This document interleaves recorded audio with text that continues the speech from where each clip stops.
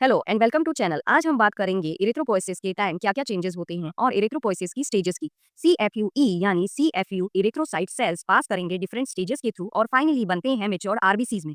इन stages में चार important changes notice होते हैं। पहला, सेल का साइज का रिडक्शन। दूसरा, न्यूक्लियस और न्यूक्लियोलाई डिसअपियर होते हैं। तीसरा, हीमोग्लोबिन का अपीयरेंस। चौथा, साइटोप्लाज्म में स्टेनिंग प्रॉपर्टीज में चेंजेस। अब आते हैं इरिथ्रोपोइसिस की स्टेजेस पर। तो वेरियस स्टेजेस होती हैं सीएफयूई सेल्स और मैच्योर आरबीसीज के बीच में।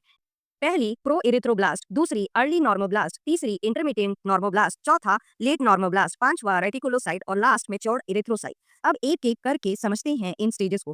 पहली, प्रो इरिथ्रोब्लास्ट या फिर मेगेलोब्लास्ट। फर्स्ट सेल जो डिराइव होते हैं सीएफयूई से।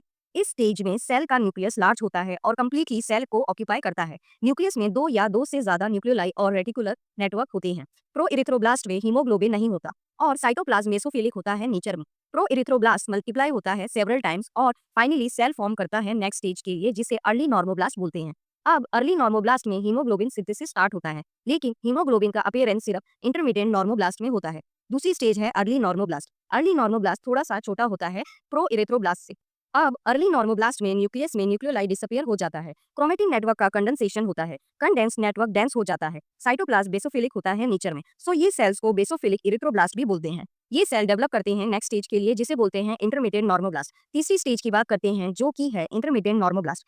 ये सेल स्मॉलर होते हैं अर्ली नॉर्मोब्लास्ट से। न्यूक्लियस अभी भी प्रेजेंट है, लेकिन क्रोमेटिन नेटवर्क और कंडेंसेशन में जाता है। हीमोग्लोबिन स्टार्ट करता है अपीयर होना। साइटोप्लाज्म ऑलरेडी बेसोफिलिक है। अब हीमोग्लोबिन की प्रेजेंस की वजह से ये स्टेन करता है एसिडिक और बेसिक स्टेन में भी।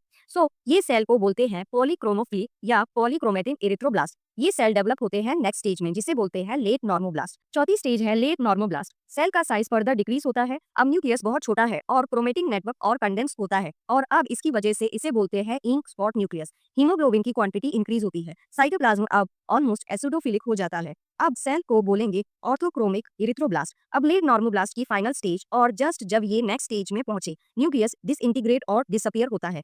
प्रोसेस जिससे न्यूक्लियस डिसअपियर हुआ उसे बोलते हैं पाइनोकिनेसिस। लेट नॉर्मोब्लास्ट डेवलप होता है नेक्स्ट स्टेज, जिसे बोलते हैं रेटिकुलोसाइट। पांचवी स्टेज है रेटिकुलोसाइट। इसको इमेच्योर आरबीसी भी बोलते हैं। ये थोड़े से लार्जर होते हैं मैच्योर आरबीसी से। अब साइटोप्लाज्म कंटेन करता है रेटिकुलर नेटवर्क या रेटिकुलम, जो कि फॉर्म होते हैं बचे हुए डिसइंटीग्रेटेड ऑर्गेनल से। रेटिकुलर नेटवर्क की वजह से सेल को रेटिकुलोसाइट बोलते हैं।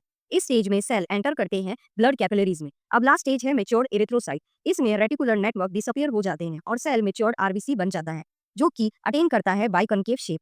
मैच्योर आरबीसी में हीमोग्लोबिन होते हैं, लेकिन बिना न्यूक्लियस के। आई होप ये वीडियो आपको पसंद आई होगी। चैनल को सब्सक्राइब करें और वीडियो को लाइक और शेयर करें।